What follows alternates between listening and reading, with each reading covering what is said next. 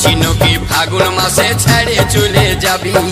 আর কি কবু পাবো কাছে আর কি আমার হবি